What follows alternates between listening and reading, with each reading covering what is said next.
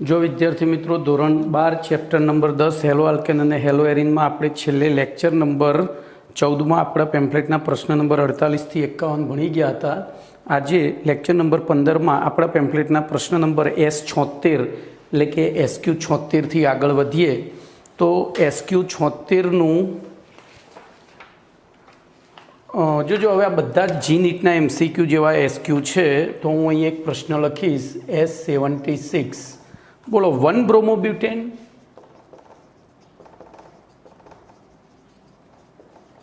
अने 2 ब्रोमोब्यूटेन बोलो आ बंनेमांथी कोण झड़पथी SN2 प्रक्रिया दर्शावशे अने केम कोण झड़पथी SN2 प्रक्रिया दर्शावशे अने केम। तो ज्यारे पण आवो प्रश्न पूछाय त्यारे आपणे जे संयोजन आप्युं छे संयोजनना बंधारण दौरवा पड़े। बोलो 1 ब्रोमोब्यूटेन एटले पाछळथी नाम उपरथी बंधारण जेवुं एटले पाछळथी आगळ तो ब्यूटेन एटले 4 कार्बन एमां पहेला कार्बन उपर ब्रोमीन बाकीना बधा हाइड्रोजन हवे अहींया भेगा ज लखी नाखवाना। चलो 2 ब्रोमोब्यूटेन तो हवे हूँ सीधुं ज लखी शकूँ। बोलो कम्प्लीट तो आ थयुं 10 हेलो आल्केन आ थयुं 20 एटले के द्वितीयक हेलो आल्केन। बोलो जवाब मळी गयो। आपने खबर है SN2 एटले बे राजाओ भाग ले। बे राजाओ क्यारे भाग ले? सैन्य निर्बल होय त्यारे। आ बेमां कयुं सैन्य निर्बल छे? तो जो ए आ राज्य जेनी साथे आ राज्यनुं सिंहासन आ राजा अने आ प्रजा एवी रीते जेनी साथे समूह जोड़ेलो छे कार्बन राज्यनुं सिंहासन आ बे सैन्य अने आ राजा। तो बोलो आ सैन्य अने आ सैन्यमां शुं डिफरन्स छे? तो आ सैन्य प्रबल छे आ निर्बल छे कारण के प्राथमिक छे। आ एक ज छेड़े एक ज लाइनमां बधुं ऊभुं छे बे बाजू छे। तो बोलो आनी SN2 प्रक्रिया अनुभववानी वृत्ति केवी थाय? वधारे। आनी SN2 अनुभववानी वृत्ति ओछी। बोलो आज प्रश्न में SN1 करी दઉં तो आनी वधारे SN1 माटे आनी SN1 ओछी। बोलो कम्प्लीट। तो आवी रीते समझीने जवाब आपवानो छे। तो जोईए जवाब शुं लखीशुं। तो 1 ब्रोमोब्यूटेन प्राथमिक आल्केन हेलो आल्केन है ज्यारे 2 ब्रोमोब्यूटेन द्वितीयक हेलो आल्केन है। हवे प्राथमिक हेलो आल्केन करता द्वितीयक हेलो आल्केन में अवकाशीय अवरोध वधारे होय छे। भाई अहींया सैन्य प्रमाणे नहीं लखवानुं समजवा माटे बरोबर। अहींया अवकाशीय अवरोध वधारे छे ज्यारे अहींया अवकाशीय अवरोध ओछो होय छे। आथी 2 ब्रोमोब्यूटेन करता 1 ब्रोमोब्यूटेन SN2 प्रक्रिया सरलताथी दर्शावे छे। चलो एवी रीते 2 ब्रोमोब्यूटेन अने तो जो अहींया आपणे थोड़ो चेन्ज करीए आ 2 ब्रोमोब्यूटेन अने 2 ब्रोमो 2 मिथाइल तो वच्चे 2 मिथाइल लखी दो। बोलो 2 ब्रोमोब्यूटेन एटले CH3 CH2C। हवे जो हूँ तमने ख्याल आवे ने एटले आ रीते लखीश। बोलो Br अने 2 मिथाइल 2 ब्रोमोब्यूटेन में तो CH3 CH2C अहींया एक CH3 अने एक CH3 अहींया। बोलो अहींया Br અહીંથી નંબર આપી 1 2 3 4 તો 2 મિથાઇલ 2 બ્રોમો બ્યુટેન અહીંયા ખાલી 2 બ્રોમો બ્યુટેન। બોલો શું થશે? તો આ દ્વિતીયક છે અને આ તૃતીયક છે। જોઈ લો આ 30 કાર્બન થયો આ 20 કાર્બન થયો તો કોણ સરળતાથી આપશે? બોલો તો અહીંયા લખવું પડે 2 બ્રોમો બ્યુટેન દ્વિતીયક हेलो आल्केन છે જ્યારે 2 ब्रोमो 2 मिथाइल प्रोपेन तृतीयक हेलो आल्केन है। हवे द्वितीयक हेलो आल्केन करता तृतीयक हेलो आल्केन में अवकाशीय अवरोध वधु होय छे। आथी 2 ब्रोमो 2 मिथाइल प्रोपेन करता बोलो 2 ब्रोमो ब्यूटेन झड़पथी SN2 प्रक्रिया दर्शावे छे। आ रीते लखी देवानुं। चलो एना पछी सेम प्रश्न छे 1 ब्रोमो 3 मिथाइल प्रोपेन। हवे जो हूँ प्रश्न नहीं लखूँ आपणे सीधुं बंधारण दोरीशुं। हवे सीधा बंधारण पर जाइए कारण के प्रश्न तमे पेम्फलेट में जोई शकशो। तो S78 हूँ प्रश्न नंबर खाली लखीश S78 एमां आपणे कीधुं छे 1 ब्रोमो 3 मिथाइल प्रोपेन। तो प्रोपेन 1 ब्रोमो 3 मिथाइल तो 1 2 3 बरोबर। अने 1 ब्रोमो 2 मिथाइल प्रोपेन તો બોલો 1 2 3 તો અહીંયા મિથાઇલ છે। બોલો આ બેમાં કોણ ઝડપથી SN2 પ્રક્રિયા દર્શાવશે? તો ધ્યાન રાખજો 1 બ્રોમો 3 મિથાઇલ પ્રોપેન એ એકચ્યુઅલી બ્રોમોબ્યુટેન જ થયું, એ પ્રાથમિક જ થાય, બરોબર। તો 1 બ્રોમો 3 મિથાઇલ પ્રોપેન અને 1 બ્રોમો 2 મિથાઇલ પ્રોપેન બંને દ્વિતીયક 1 બ્રોમો 3 મિથાઇલ, ભાઈ આ પ્રશ્નમાં અંદર લખવામાં લોચો છે। 1 બ્રોમો 3 મિથાઇલ પ્રોપેન અને 1 બ્રોમો 2 મિથાઇલ પ્રોપેન બંને દ્વિતીયક હેલો આલ્કેન છે, એ દ્વિતીયક ના આવે, બંને પ્રાથમિક આવે। કેમ? તો બંને જે કાર્બન સાથે બ્રોમિન જોડાયો છે એ બંને ઉપર એક જ કાર્બન અન્ય જોડાયેલો છે, તો બંને પ્રાથમિક હેલો આલ્કેન છે। હવે 1 બ્રોમો 2 મિથાઇલ પ્રોપેનમાં CBr બંધના પરમાણુ કાર્બન બંધના પરમાણુથી બીજા કાર્બન પરમાણુ સાથે મિથાઇલ સમૂહ જોડાયેલો છે, જ્યારે 1 બ્રોમો 3 મિથાઇલ પ્રોપેનમાં ત્રીજા કાર્બન સાથે DR પરમાણુ જોડાયેલો છે, બરોબર। આથી 1 બ્રોમો 3 મિથાઇલ પ્રોપેન કરતાં 1 બ્રોમો 2 મિથાઇલ પ્રોપેનમાં અવકાશીય અવરોધ વધારે છે। બોલો હવે ધ્યાન રાખજો, બંને છે પ્રાથમિક જ, બંને છે કેવા? પ્રાથમિક જ, પણ અહીંયા જોજો આનાથી ત્રીજા કાર્બન ઉપર મિથાઇલ છે, જ્યારે આનાથી બીજા કાર્બન ઉપર મિથાઇલ, તો આ બેમાં અવકાશીય અવરોધ કઈ વધારે થાય? તો અહીંયા અવકાશીય અવરોધ વધારે, અહીંયા અવકાશીય અવરોધ કેવો થાય? વધારે, બરોબર। આથી 1 બ્રોમો 2 મિથાઇલ પ્રોપેન કરતાં બોલો અવકાશીય અવરોધ અહીંયા વધારે છે, એના તો આ સરળતાથી પ્રક્રિયા દર્શાવશે। ભાઈ હવે જોજો આ ટ્રીક ક્વેશ્ચન છે, આ ટ્રીક ક્વેશ્ચન છે। કેમ ટ્રીક ક્વેશ્ચન કોઈ કહેશે મને? તો એકચ્યુઅલી અહીંયા જે નામ આપ્યું છે ને ખોટું છે, તો આપણે નામ પ્રમાણે બંધારણ દોરીને જવાબ આપવાનો છે, આપણે નામ પ્રમાણે બંધારણ દોરી અને જવાબ આપવાનો છે, બરોબર। ચલો એના પછી 2 ક્લોરો 2 મિથાઇલ પ્રોપેન, જોજો 2 ક્લોરો 2 મિથાઇલ પ્રોપેન, તો પ્રોપેન એટલે 3 કાર્બન, 2 ક્લોરો 2 મિથાઇલ પ્રોપેન થઈ ગયું। આ 2 ક્લોરો 2 મિથાઇલ પ્રોપેન, આ પ્રશ્ન નંબર 79 છે ભાઈ, S79। અને બીજો અણુ કયો છે? 3 ક્લોરોપેન્ટેન, 3 ક્લોરોપેન્ટેન। બોલો તો આ બેમાંથી કોણ ઝડપથી SN2 પ્રક્રિયા દર્શાવશે? બોલો SN1 કીધી છો, SN2 નહીં, કોણ ઝડપથી SN1 પ્રક્રિયા દર્શાવશે? બોલો શું કરીશું? તો અહીંયા બોલો આ કાર્બન તૃતીયક કાર્બન થયો, આ કાર્બન દ્વિતીયક થયો, તો કોણ ઝડપથી પ્રક્રિયા દર્શાવે? SN1 કીધી છે, તો SN1 કીધી હોય તો આ SN1 દર્શાવે, આ ઝડપથી દર્શાવે, આ ધીમેથી। અવકાશી અવરોધ વધારે હોય એમ નવો રાજા હુમલો કરી શકે નહીં, એટલે કે એક જ રાજા ભાગ લે। અવકાશી અવરોધ વધારે હોય, સિંહાસનની આજુબાજુ મિથાઇલ સમૂહ આલ્કાઇલ સમૂહ વધારે હોય તો નવો રાજા હુમલો કરી શકે નહીં, એટલે કે એક જ રાજા પ્રક્રિયામાં ભાગ લે, તો એ SN1। અહીંયા અવકાશી અવરોધ સાપેક્ષમાં ઓછો છે, જુઓ અહીંયા હાઇડ્રોજન છે, તો અહીંયા હુમલો કરી શકે, તો આ SN1 દર્શાવે, પણ કેવી રીતે? ધીમેથી। બોલો SN2 આ કઈ રીતે દર્શાવે? ઝડપી, અને SN2 આ કઈ રીતે દર્શાવે? તો કે ધીમેથી। બોલો કમ્પ્લીટ। હવે જોજો એનું અંદર કારણ શું લખ્યું છે આપણે જોઈએ, તો 2 ક્લોરો 2 મિથાઇલ પ્રોપેનમાં CCl બંધના વિખંડન દ્વારા તૃતીયક કાર્બોકેટાઇન બને છે। બોલો અહીંયા કયું કાર્બોકેટાઇન બનશે? તો તૃતીયક, અહીંયા દ્વિતીયક કાર્બોકેટાઇન બને છે।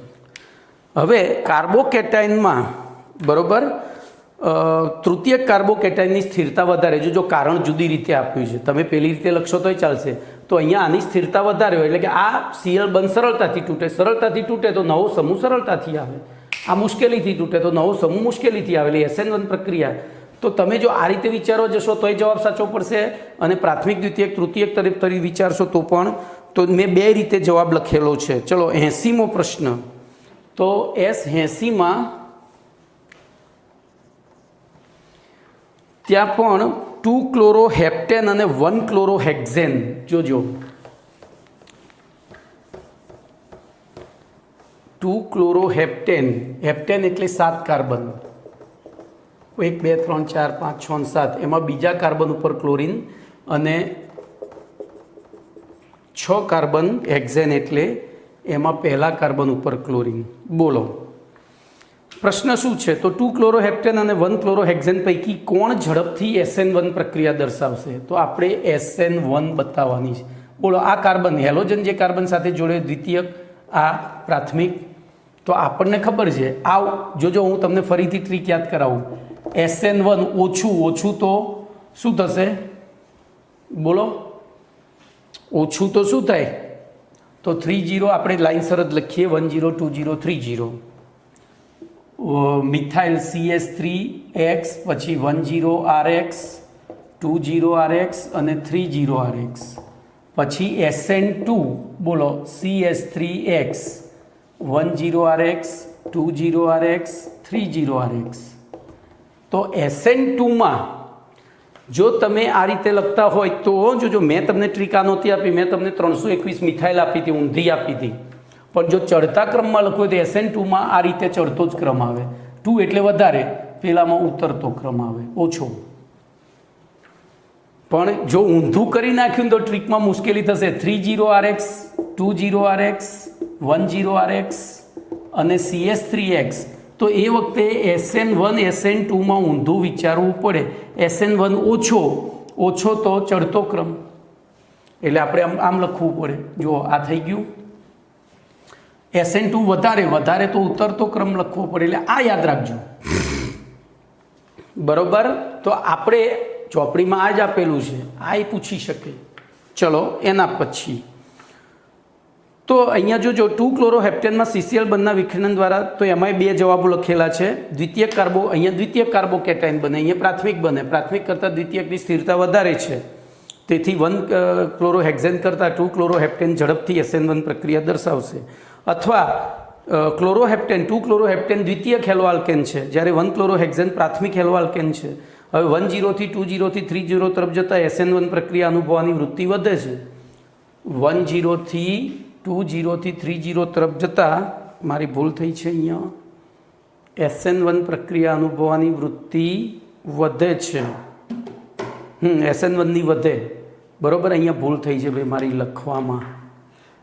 આ ચોકડી આમ થાય અને અહીંયા પણ આમ થશે, મેં ઊંધું લખ્યું છે, બરાબર. ખ્યાલ આવ્યો કે નહીં? ચલો, તો SN1માં 1 થી 3 તરફ જતાં વધે અને 2માં જોજો 1માં વધે 2માં ઘટે. તો ક્યાં જવાનું? 1 થી 3 જ જવાનું. આ જ 1માં વધે 1 થી 3 તરફ જતાં, 2માં પછી તો યાદ રાખવાની જરૂર નથી. એટલે આપણે એક જ ટ્રીક યાદ રાખીશું. 1માં વધે, શું વધે? તો પ્રાથમિકથી દ્વિતીયકથી તૃતીયક તરફ જતાં SN1 પ્રક્રિયા અનુભવવાની વૃત્તિ વધે. ચલો એના પછી S81. હવે કેટલાક પ્રશ્નો ખાલી જગ્યા સ્વરૂપ આવ્યા છે. તો S81માં તમને એવું કીધું છે C6H11Br એની Mg સાથે પ્રક્રિયા કરતાં નિપજ A મળે છે, જેની પાણી સાથે પ્રક્રિયા કરતાં નિપજ B મળે છે. તો A અને B નક્કી કરો. બોલો વિચારો, તો વિચારો. ચલો તો જોજો, પહેલું તો આ બંધારણ વિચારવું પડે. C6H11, C6 કાર્બન 6 હોય તો હાઇડ્રોજન 6 દુ 12 હોય, 12 + 2 હોય. બોલો આપણે છે ને આ વખતે આ રીતે વિચારવું પડે. આલ્કેન તો CnH2n+2, પછી આલ્કીન તો CnH2n અને આલ્કાઇન તો CnH2n-2. બોલો આમાંથી કયાને ફોલોઅપ કરે છે? તો બીજા નંબરને ફોલોઅપ કરે છે. કેમ? તો આ ગણાઈ જાય એમાં. આ હાઇડ્રોજન સાથે એક હાઇડ્રોજનનું વિસ્થાપન થઈને બ્રોમિન ગયો છે એટલે હાઇડ્રોજનમાં ગણાય. તો 6 દુ 12. એનો મતલબ એ આલ્કીન અથવા ચક્રીય આલ્કેન હોય. ધ્યાન એ રાખજો. તો આપણે 2 બંધારણ દોરવા પડે. 1 2 3 4 5 6. એમાં એક પાઇબંધ આપવો પડે, ગમે તે આપવો પડે, અને એની સાથે Br. ચલો પછી બીજું લેવું પડે ચક્રીયમાં. તો ચક્રીયમાં આ રીતે 6 કાર્બનનું ચક્ર અને એની સાથે Br આપવો પડે. બોલો હવે તો એની Mg સાથે પ્રક્રિયા કરીએ. બોલો બંને જગ્યાએ. તો અહીંયા જોજો આ બંધ હોય તો આ બીઆર બંધ સહેલાઈથી તૂટે નહીં, સીબીઆર બંધ તો આ થઈ ગયું વિનાઇલિક હેલાઇડ, અને વિનાઇલિક હેલાઇડ આ પ્રક્રિયા સરળતાથી દર્શાવે નહીં, તો અહીંયા તો ફૂલ સ્ટોપ આવી ગયો, એ સરળતાથી ના દર્શાવે. જો અહીંયા હોય તો પાછું દર્શાવે. એટલે આપણે અહીંયા છે ને બધી રીતનો જવાબ આપવો પડે, બધી રીતનો જવાબ આપવો પડે, બરાબર. તો હવે શું થશે, તો વચ્ચે બીઆર મેં તમને કહ્યું હતું કે એમજી દાતા છે, અને અહીંયા કાર્બન અને હેલોજન વચ્ચે શું ચાલી રહ્યું છે, શીત યુદ્ધ. પેલો કે ઇલેક્ટ્રોન મારા છે ને પેલો કે ઇલેક્ટ્રોન મારા છે. એમજી કે ઝઘડશો નહીં, હું બેને એક એક આપી દઉં છું, કારણ કે એની પાસે 2 હતા. બોલો વચ્ચે એમજી ગોઠવાઈ ગયો. હવે બોલો એનું HOH જળ વિભાજન કરીએ તો આનું HOH જળ વિભાજન કરીએ ત્યારે શું થાય બોલો. તો ધ્યાન રાખજો, આ બેમાંથી કયો બંધ તૂટશે, તો આ આઈની એ બંધ છે અને આ સહસંયોજક. અહીંયા કયો બંધ છે બોલો, આ સહસંયોજક. તો જેવો બંધ અહીંયા તૂટે, પ્રક્રિયા શરૂઆત અહીંથી થાય, અહીંથી સહસંયોજક તૂટ્યો તો અહીંથી સહસંયોજક તૂટે, તો બોલો આ ધન વીજભારિત આ ઋણ વીજભારિત થાય, આ ધન આ ઋણ થાય, તો શું થશે, આ ઋણ અહીંયા આકર્ષાશે, આ ઋણ અહીંયા આકર્ષાશે. નિપજ તરીકે આપણને મળી જશે સાયક્લોહેક્ઝેન અને MgOH Br. તો આવું વિચારવાનું છે. ચલો એના પછી S82. હવે બધા આવા પ્રશ્નો આવે છે.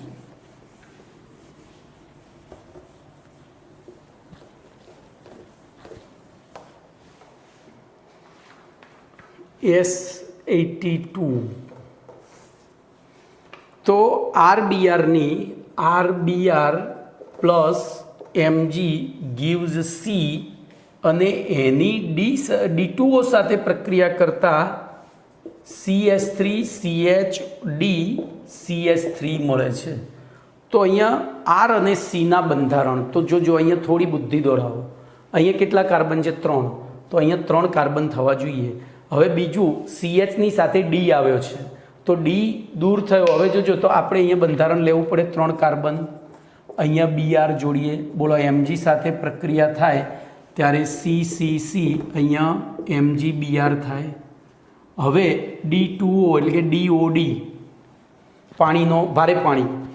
બોલો એવી પરિસ્થિતિમાં આ સહસંયોજક બંધ તૂટે તો આ સહસંયોજક બંધ તૂટે, આ તો આઈનીય છે, તો આ માઇનસ આ પ્લસ થયો, આ પ્લસ આ માઇનસ, તો બોલો શું બની ગયું, એ આ માઇનસની સાથે શું આવ્યો, પ્લસ આવી ગયો, અને પેલો માઇનસ MgODBr. તો બોલો મુખ્ય નિપજ તરીકે શું હશે, 2-બ્રોમોપ્રોપેન, મુખ્ય પ્રક્રિયક તરીકે. પછી C તરીકે શું હશે બોલો, તો C તરીકે બોર્ડમાં લખ્યું છે એ પ્રમાણે લખી દેવાનું, નામકરણ ના થાય કારણ કે ક્ષાર છે. ચલો એના પછી 83મો પ્રશ્ન જોઈએ. S83. તો S83 એમાં RBr plus Mg gives D gives H2O એટલે H2O ઉપર, તો નિપજ તરીકે આપણને CH3CH2CH3 મળે છે. બોલો તો અહીંયા R તરીકે અને D તરીકે શું હોઈ શકે, તો અહીંયા 2 શક્યતાઓ હોય. અહીંયા બ્રોમિન હોય તો એ દૂર થઈને હાઇડ્રોજન આવે, તો અહીંયા 2 વસ્તુ લેવી પડે, CH3CH2CH2Br અથવા CH3CHBrCH3. બોલો એની Mg સાથે પ્રક્રિયા કરી તો અહીંયા બન્યું CH3CH2MgBr. નીચે શું બનશે, તો CH3CHMgBr CH3. ચલો આની પાણી સાથે પ્રક્રિયા થઈ, આની પણ પાણી સાથે પ્રક્રિયા થઈ, તો અહીંયા સહસંયોજક બંધ તૂટ્યો છે એટલે અહીંયા સહસંયોજક બંધ તૂટે. તો આ માઇનસ આ પ્લસ, કેમ તો Mg ધાતુ છે, આ પ્લસ આ માઇનસ, બોલો આ પ્લસ આ માઇનસ, આ પ્લસ માઇનસ, બોલો આ આખું જતું રહ્યું કોની સાથે, OH સાથે, અને H આવતો રહ્યો અહીંયા. તો બોલો નિપજ તરીકે મારી અહીંયા ભૂલ થઈ, મેં એક હાઇડ્રોજન એક કાર્બન ઓછો દર્શાવ્યો છે ભાઈ. તો નિપજ તરીકે અહીંયા મળશે CH3CH2CH3. અહીંયા પણ આ H અહીંયા આવી જાય એટલે નિપજ તરીકે CH3CH2CH3. તો બોલો અહીંયા પ્રક્રિયક તરીકે શું હોઈ શકે, તો 1 બ્રોમોપ્રોપેન અથવા 2 બ્રોમોપ્રોપેન હોઈ શકે, બરોબર. પ્રશ્ન નંબર 83. ચલો 84 જોઈએ.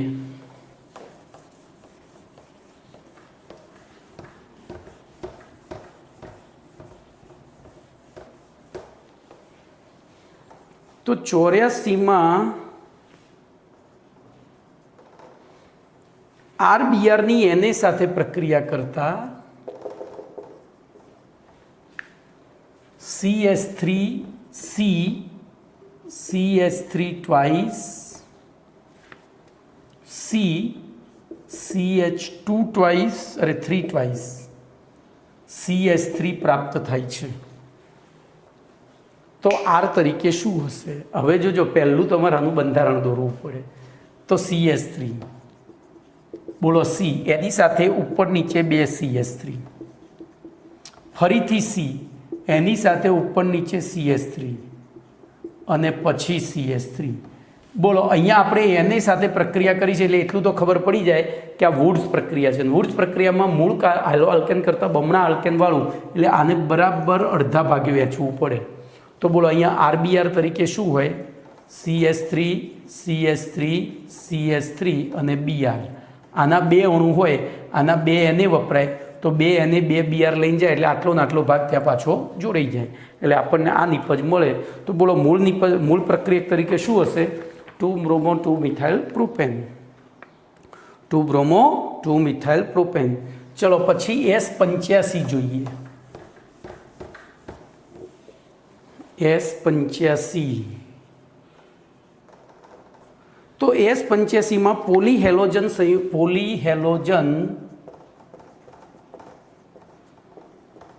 સંયોજનો એટલે શું? તેમના ઉપયોગો જણાવો.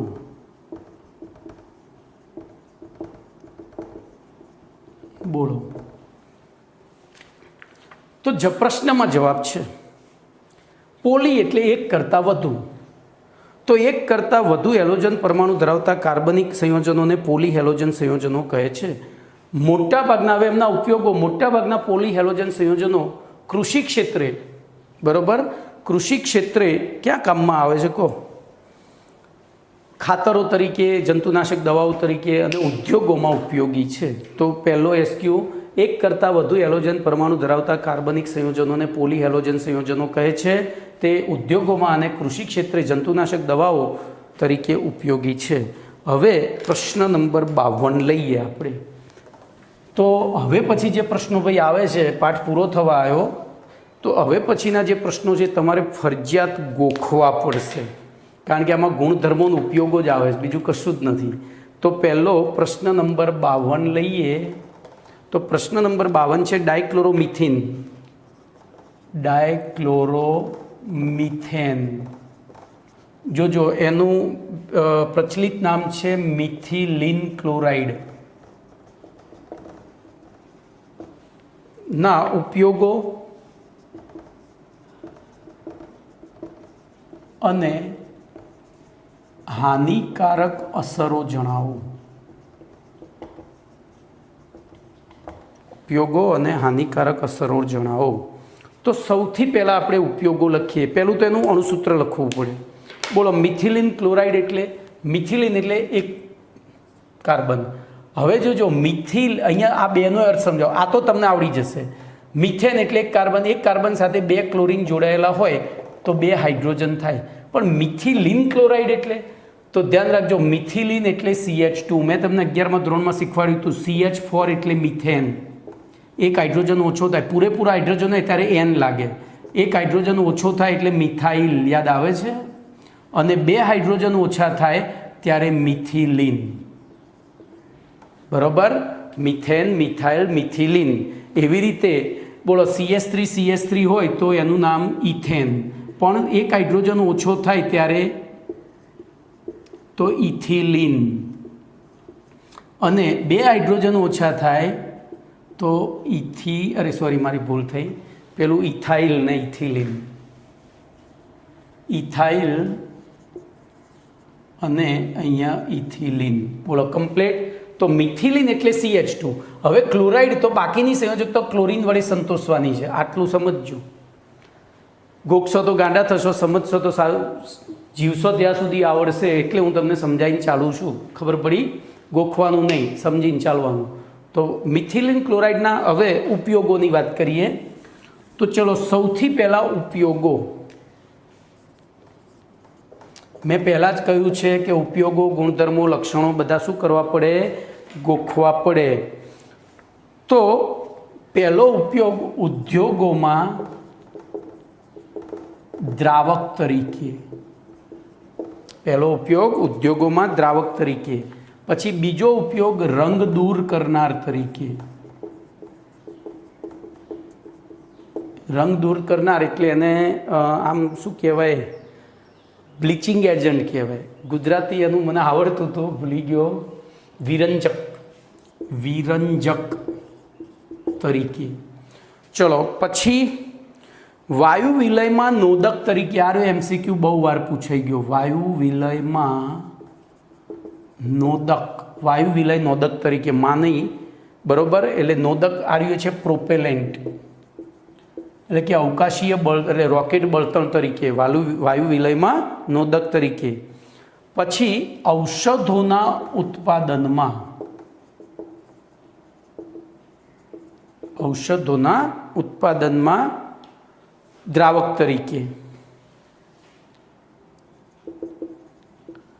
બરોબર? ઉદ્યોગોમાં દ્રાવક તરીકે, ઔષધોના ઉત્પાદનમાં દ્રાવક તરીકે. પછી ધાતુની સફાઈ માટે અપરિષ્કૃત દ્રાવક તરીકે. પરિષ્કૃત દ્રાવક તરીકે. તો બોલો, આની હવે તમારે ટ્રીક બનાવવાની છે. તો પહેલું દ્રાવક તરીકે. તો દ્રાવક તરીકે 3 છે. તો પહેલો D લખીએ. પછી રંગ દૂર કરનાર તરીકે. પછી વાયુ વિલય નોદકમાં તો VVN. તો ડૉક્ટર VVN.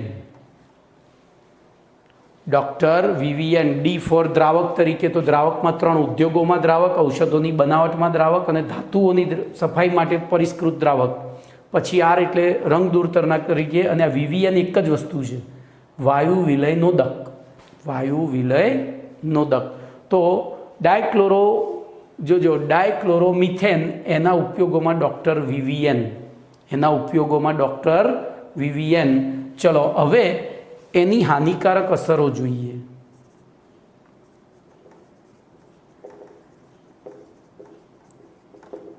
તો જોજો, હાનિકારક અસરોમાં મનુષ્યના ચેતાતંત્રને, તો હું ખાલી એક જ વસ્તુ લખીશ, મનુષ્યના ચેતાતંત્રને નુકસાન કરે છે, પહોંચાડે છે અથવા કરે છે. ચલો, બીજો, તો થોડા પ્રમાણમાં જો એ આપણા સંપર્કમાં આવે, હવામાં થોડું પ્રમાણ હોય અને આપણા સંપર્કમાં આવે તો આપણી સાંભળવાની અને જોવાની ક્ષમતા, સાંભળવાની, તો તેનું થોડું પ્રમાણ હવામાં, તેનું થોડું પ્રમાણ સાંભળવાની એટલે કે શ્રવણ શક્તિ અને જોવાની એટલે કે દ્રષ્ટિ, તો શ્રવણ શક્તિ અને જોવાની ક્ષમતાને નુકસાન કરે છે. આંશિક નુકસાન કરે છે. ચલો, બીજી હાનિકારક અસર આવી ગઈ. હવે ત્રીજી હાનિકારક અસર, જો એનું હવામાં વધુ પ્રમાણ હોય તો હવામાં તેનું વધુ પ્રમાણ હોય ત્યારે ઉલટી, ઉબકા, ચક્કર આવવા, હાથ પગની આંગળીઓ અને અંગૂઠામાં ઝણઝણાટી થવી. તો ઉલટી, ઉબકા, આંગળીઓમાં ઝણઝણાટી એટલે કે ખાલી ચડવી વગેરે જેવા સિમ્ટમ્સ જોવા મળે છે. પછી ત્વચાના સંપર્કમાં આવે, ચામડીના સંપર્કમાં આવે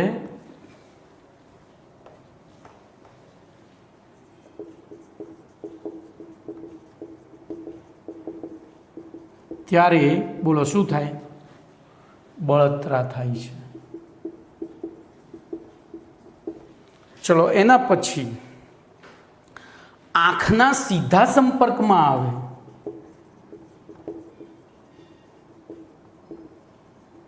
તો બોલો ઉપર આવી ગયું છે તો નેત્રપટલને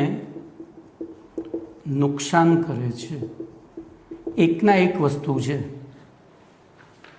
બોલો હવે આની હાનિકારક અસરોમાં પહેલું ચેતાતંત્ર. તો ચેતાતંત્ર માટે આપણે સી લખીએ, પછી સાંભળવા માટે કાન, પછી જોવા માટે આંખ, બરોબર, અને ચામડી માટે પાછી સી અથવા તો એસ લખીએ.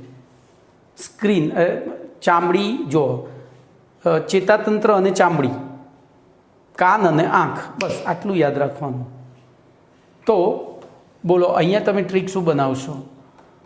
તો કે એ સી અથવા તો સી એ કે, કાક, બરોબર. તો આ રીતે ટ્રીક બનાવશો. જો કે ફોર, બોલો શું આવે? કે ફોર ખાલી ચડવી, કે ફોર ખાલી ચડવી, અને કે ફોર બોલો મને સારું આ લાગ્યું છે ને બોલે છે આ વચ્ચે રહી ગયું ને ઉલટી ઉપકા અને ખાલી ચડવી. તો આપણે ફરી ટ્રીક બનાવીએ. બોલો શું લખીશું? અહીંયા ટ્રીક બનાવવી જ પડશે. પહેલું ચેતાતંત્ર, પછી આંખ અને કાન, પછી ઉલટી ઉપકા અને ખાલી ચડવી, અને પછી બળતરા ચામડીના સંપર્કમાં આવે ને આંખના નેત્રપટલને નુકસાન. બોલો હવે તો બે કે ભેગા કરી દઈએ. તો કે એ યુ બી એન સી, कौन बनेगा करोड़पति? के ए यू कौन बनेगा करोड़पति, बरोबर. बोलो कौन बनेगा करोड़पति. के એટલે ખાલી ચડવી, ઉલટી ઉપકા આવી ગયું.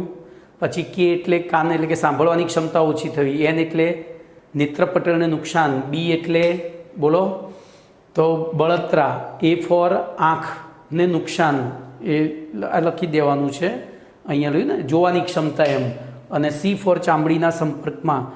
તો ડાયક્લોરોમિથિનમાં તમારે ડૉક્ટર વિવિયન કોન બનેગા કરોડપતિ આ રીતે યાદ રાખવું પડશે. Doctor Vivian. આ ટ્રીક સિવાય તમારી પાસે કોઈ છૂટકો નથી, બરાબર. હજુ આનાથી સહેલી ટ્રીક બનતી હોય તો તમે બનાવજો, આપણે એનો ઉપયોગ કરીશું. ચલો એના પછી પ્રશ્ન નંબર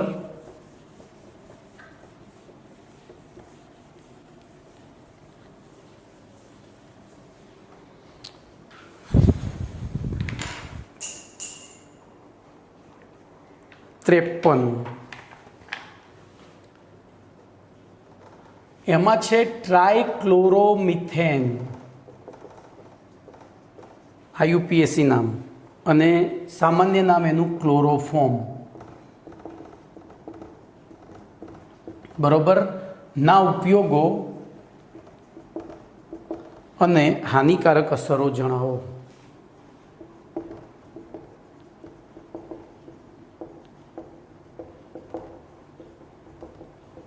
બોલો તો સૌથી પહેલું એના ઉપયોગો. બોલો ઉપયોગોમાં હવે ક્લોરોફોર્મ એટલે CHCl3 અહીંથી જ મળી જાય છે, બરોબર. તો ચરબી, આલ્કેલોઇડ, આયોડિન વગેરેના દ્રાવક તરીકે, ચરબી,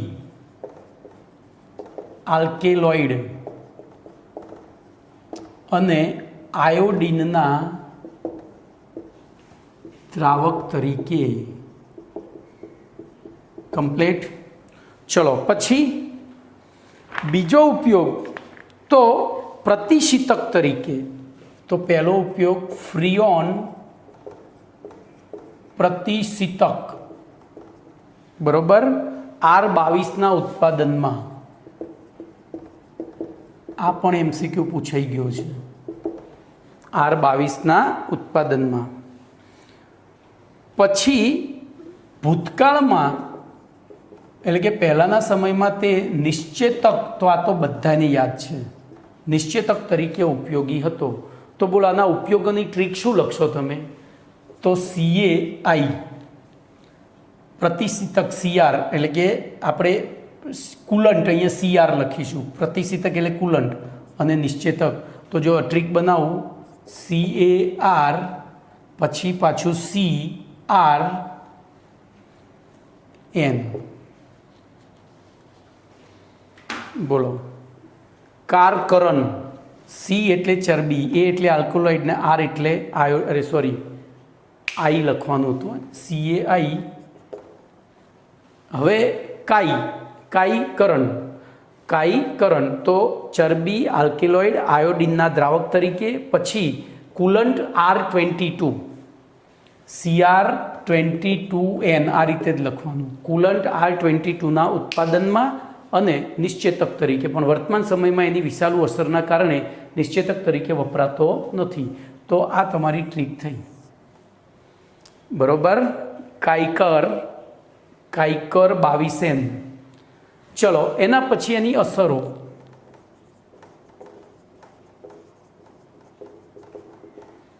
તો હાનિકારક અસરોમાં ભાઈ જો હું તમને બી ફ્રેન્ક કહી દઈશ કે આ ટ્રીક સિવાય તમને કશું જ નહીં આવડે. તો પહેલી અસર એની, વાતાવરણમાં એનું પ્રમાણ 900 ppm કરતાં વધારે હોય, 900 ppm કરતાં વધારે હોય તો શ્વાસ રૂંધાવો, ચક્કર આવવા, ઉલટી, ઉબકા વગેરે જેવા, માથાનો દુખાવો.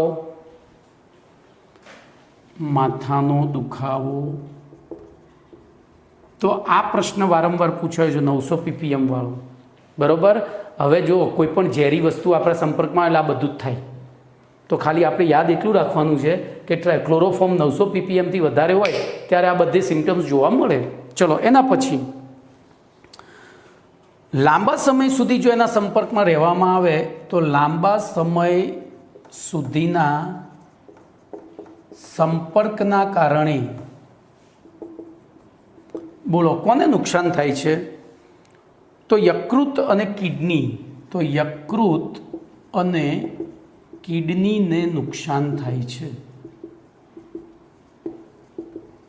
યકૃત અને કિડનીને નુકસાન થાય છે. પછી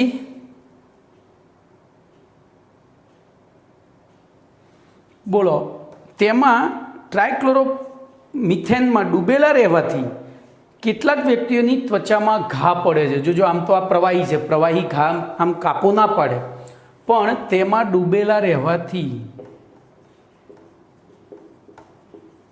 બધા વ્યક્તિઓને પાછું આવું નથી થતું. તેમાં ડૂબેલા રહેવાથી કેટલાક વ્યક્તિઓની ત્વચામાં ઘા એટલે કે કાપા પડે છે. ચલો એના પછી પ્રકાશની હાજરીમાં એની એક મુખ્ય નુકસાનકારક અસર એક જ છે કે પ્રકાશની હાજરીમાં હવામાંના ઓક્સિજન વડે ધીમે ધીમે ઓક્સિડેશન થઈ અત્યંત વિષાલુ ફોસ્જીનમાં રૂપાંતરિત થાય છે, COCl2માં. તો પ્રકાશની હાજરીમાં ઓક્સિડેશન દ્વારા તે COCl2 ફોસ્જીનમાં રૂપાંતરિત થાય છે, બરોબર. અને આથી તે ઘેરા રંગના જેમ બિલકુલ હવામાં ન રહે તેવી હવા ચુસ્ત બોટલમાં એને સંગ્રહ કરવામાં આવે છે. ફોસ્જીનમાં રૂપાંતરિત થાય છે.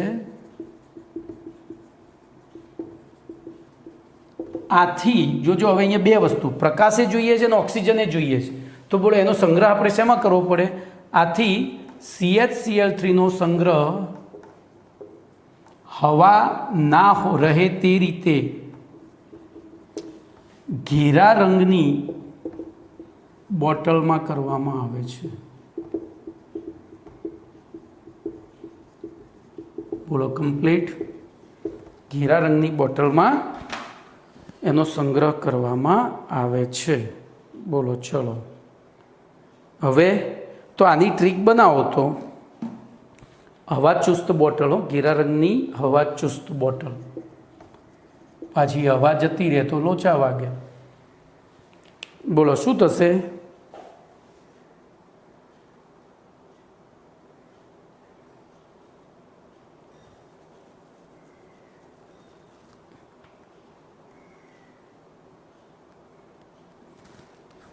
હવા ચુસ્ત બોટલમાં સંગ્રહ કરવામાં આવે છે. બોલો કમ્પ્લીટ.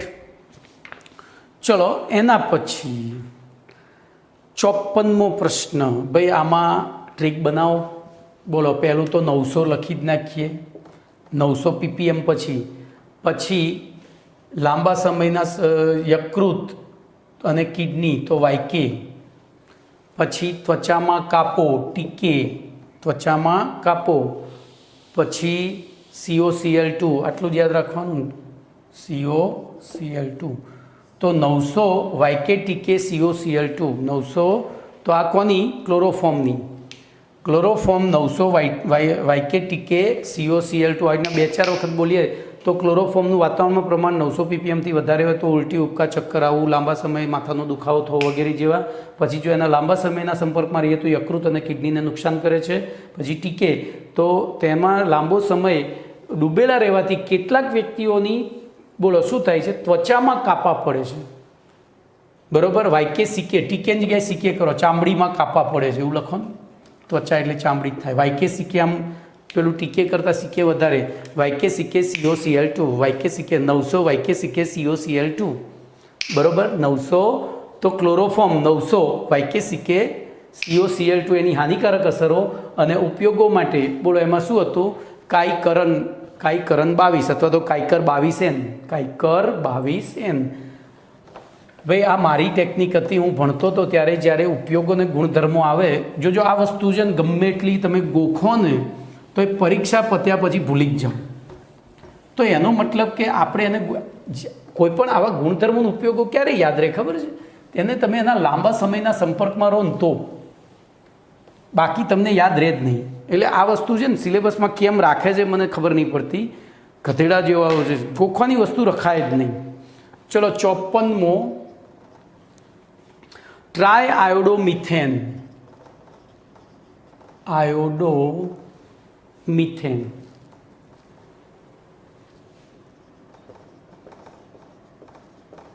જેને આયોડોફોર્મ પણ કહે છે, ના ઉપયોગો અને અસરો જણાવો. બરોબર. તો જોઈએ સૌથી પહેલાના સમયમાં ટ્રાયોડોફોર્મ જીવાણુ નાશક તરીકે ઉપયોગોમાં. તો પહેલો ઉપયોગ હતો જીવાણુ નાશક તરીકે.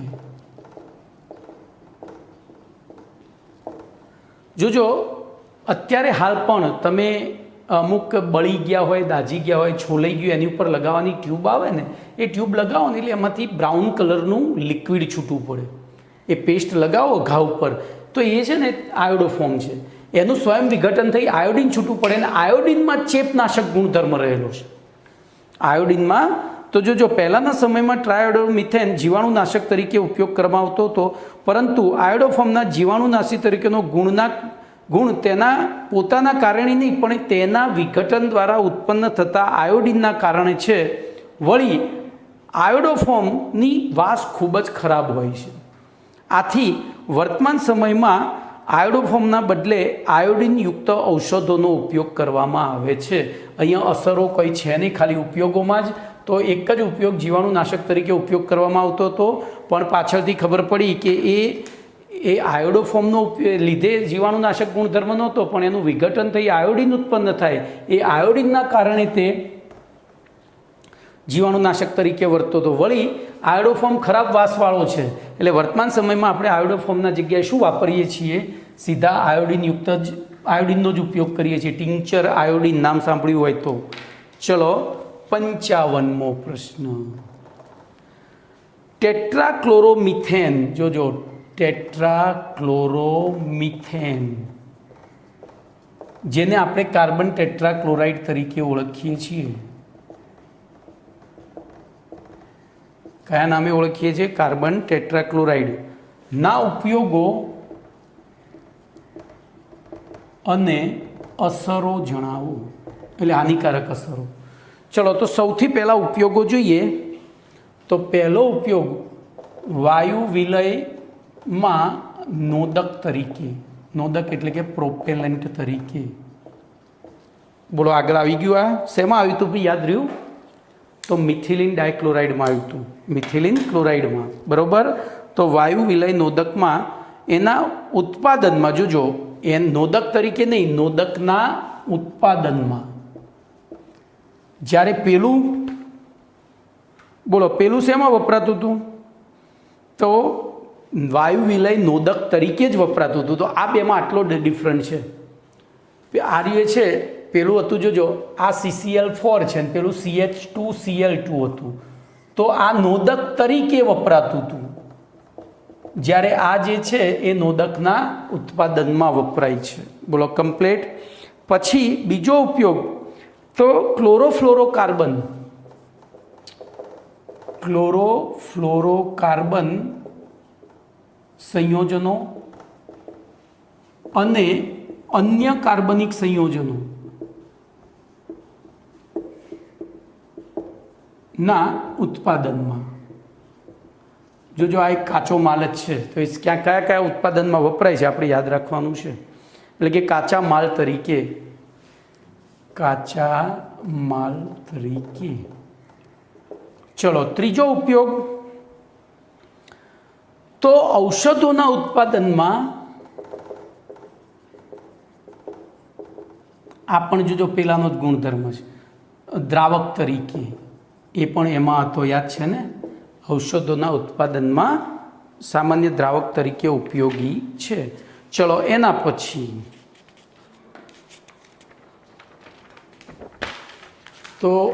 પછી આગળ જઈએ તો 1960 સુધીના મધ્ય ભાગ સુધી કાર્બન ટેટ્રાક્લોરાઇડનો ઉપયોગ ગ્રીસની સફાઈ માટે કરવામાં આવતો હતો, બરોબર. અને ઘરગથ્થુ દાગ દૂર કરવા માટે દ્રવ તરીકે અને અગ્નિશામક, જોજો આ એક ખાસ યાદ રાખજો, અગ્નિશામક તરીકે પાયરીનના નામે, આ બહુ વારંવાર પૂછાઈ ગયો છે, પાયરીનના નામે વાપરવામાં આવતો હતો. લખી નાખજો, બરોબર. તો આ એના ઉપયોગો થયા.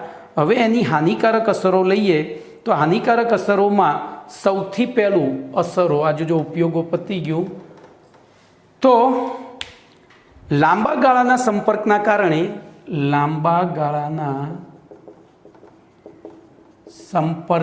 કારણે બોલો યકૃતનું કેન્સર થાય છે. લાંબા ગાળાના સંપર્કમાં રહીએ તો યકૃતનું કેન્સર થાય. પછી થોડા પ્રમાણમાં સંપર્કમાં આવે તો બોલો પેલું જ લખી નાખવાનું. શું? તો આંખોમાં બળતરા, ચક્કર આવવા, માથું હલકું થવું, ઉબકા અને ઉલટી જેવા લક્ષણો. કારણ કે આ બધા ઝેરી વાયુઓ છે. વધુ પ્રમાણમાં સંપર્કમાં આવે, બોલો શું થાય? તો વધુ પ્રમાણમાં સંપર્કમાં આવે ત્યારે વ્યક્તિ બેભાન થઈ જાય, અને જો એનાથી પણ વધુ પ્રમાણ હોય તો છેવટે મૃત્યુ પણ થાય છે. ચલો એના પછી હૃદયના ધબકારાને અનિયમિત બનાવે છે. આ IMP, હૃદયના ધબકારાને અનિયમિત બનાવે છે, બરોબર. અને સૌથી મોટી એની હાનિકારક અસર છે તે ઓઝોન સ્તરનું ક્ષયન કરે છે.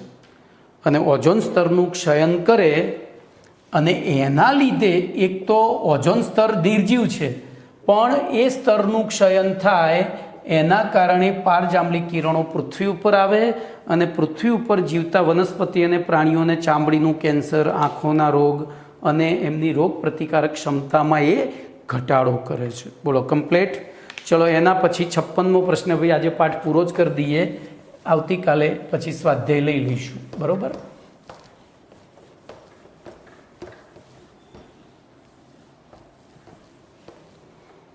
તો પ્રશ્ન નંબર 56, ફ્રીઓન વિશે ટૂંક નોંધ લખો.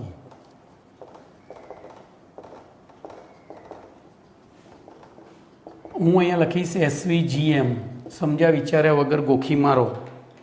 તો ધ્યાન રાખજો, સૌથી પહેલું ફ્રીઓન, મિથેન અને ઇથેનના ક્લોરોફ્લોરોકાર્બનને ફ્રીઓન કહે છે.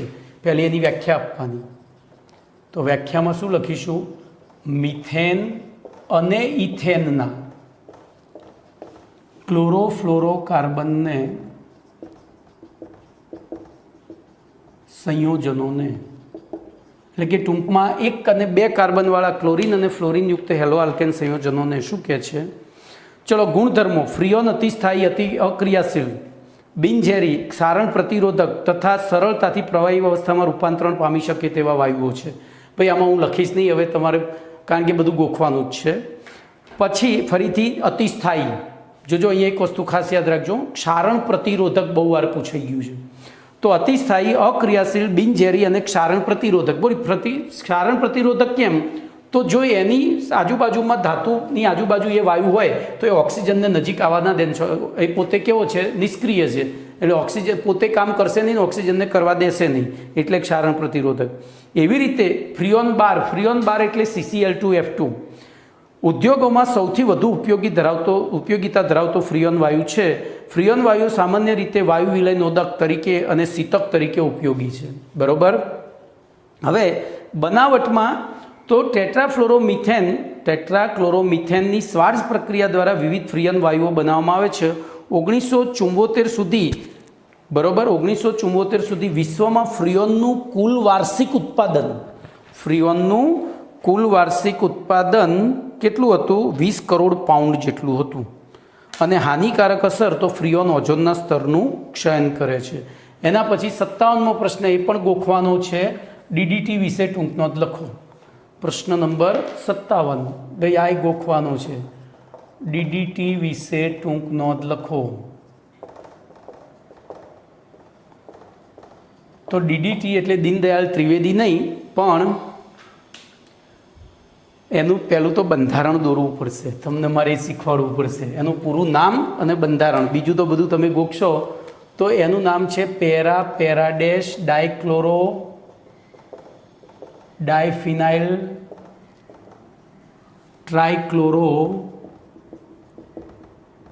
Ethane. Para dash dichloro diphenyl trichloro ethane. તો આનું બંધારણ દોરીએ તો ધ્યાન રાખજો, ઇથેન એટલે 2 કાર્બન, 2 કાર્બનમાં 3 જગ્યાએ ક્લોરીન, ટ્રાઇક્લોરો ઇથેન થયું. એની સાથે 2 ફિનાઇલ, એની સાથે 2 ફિનાઇલ ચક્ર.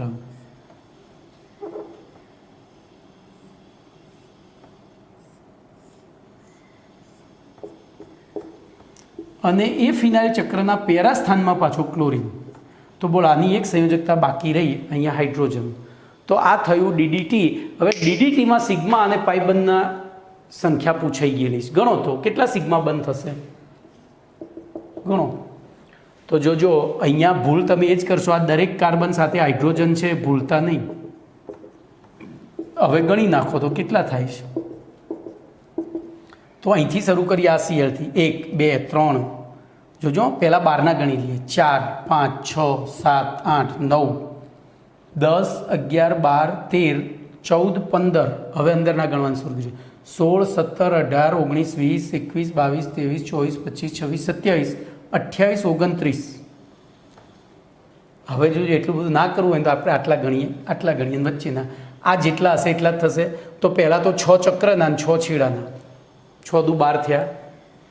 1 2 3 4 5 6, 1 2 3 4 5 6, 6 દુ 12, આ 12. પછી આ ગણી ગયા 13 14 15 16 ને 17. ખબર પડી?